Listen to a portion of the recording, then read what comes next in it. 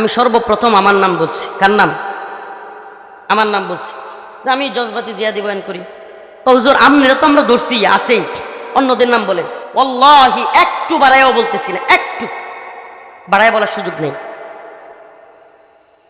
এরপরে আমি একজন পীর সাহেবের নাম লিখছি, সত্যি কথা বলি, একজনের নাম লিখছি।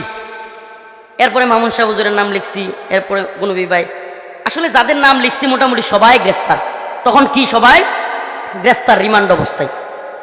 তো আল্লাহি একটু বাড়ায় বলতেছি না, আবারও কসম করে বলতেছি, আমি একটু চালাকি করছিলাম যে ওনাদের ব্যাপারে অনেক কিছু শুনি, আচ্ছা একটু দেখি তো। আমি সব নাম লেখার পরে গুনবী ভাই, হারুনিজার ভাই, উসামা ভাই কিংবা জুনেদ আল্লাহ সাহেব, মামুন সাহেব হুজুর, সবার নাম লেখার পরে হঠাৎ করে জিজ্ঞেস করতেছে, হুজুর প্রথমে যার নাম লিখছেন উনি কে? আমি বলছি কেন চিনেন না? আমি বলছি অমুক দলের নাইবে আমির সাহেব।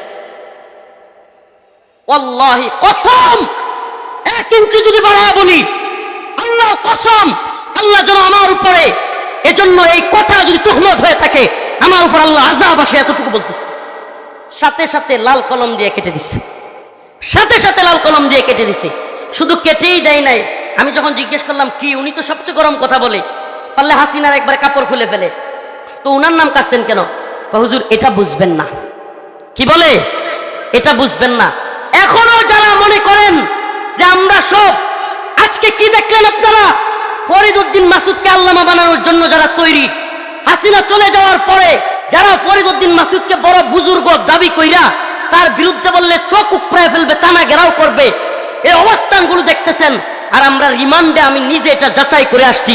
এখন বলবেন হুজুর গোয়েন্দারা নিজেদের মধ্যে লাগায় দেওয়ার জন্য আপনাদের মধ্যে এগুলো করছে, আপনারা খুব বেশি বুঝেন না।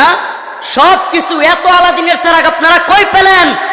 আমরা ইনায়া বিনায়া কথা বললেও গ্রেফতার হই, আমরা এদিক সেদিক করে অনেক আলেম কমেন্ট করলে গ্রেফতার হয়, আর হাসিনার কাপড় খুলে নিলেও কেউ গ্রেফতার হয় না। আপনারা আমাদেরকে বোকা বুঝান না, এত বোকা বুঝায়েন না। আজকে মুখ খুলতে বাধ্য হচ্ছি।